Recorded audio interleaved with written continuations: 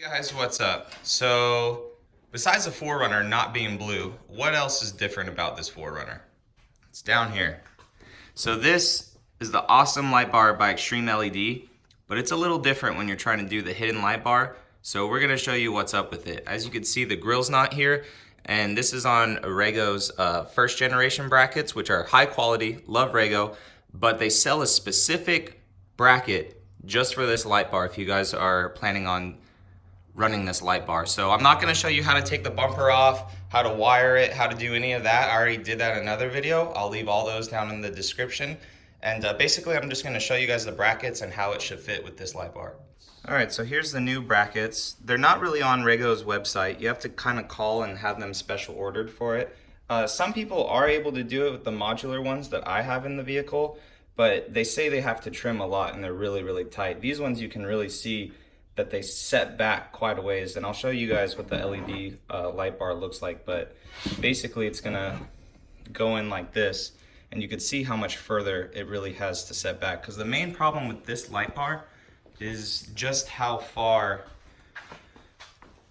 it sets itself back, because the mounting points are all the way right back here when a lot of light bars are up here kind of, but it's still a great light bar. You just have to get a different bracket for it.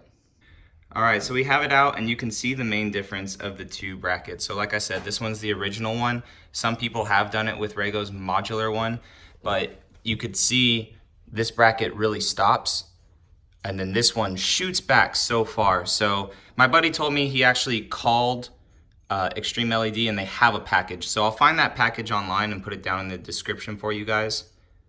But this will definitely work and we'll be able to put his grill back on his bumper. So we had already cut for his first ones, but you do also have to cut with these brackets.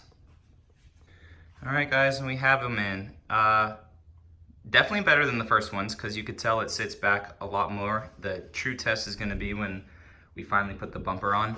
But as you can tell, there's a slight bend to them. So if you put two of them on, no problem. For some reason, that one over there, it was like a whole hole off. So we kind of just pinched both of them in a little bit. So you could tell there's a little bit of a bend.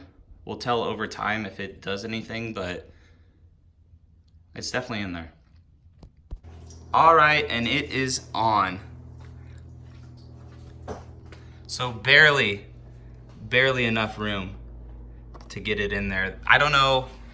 This light bar is for a lot of different applications and stuff. It's probably wasn't designed by them to fit behind the grill of a 4Runner, but it looks super good on his car.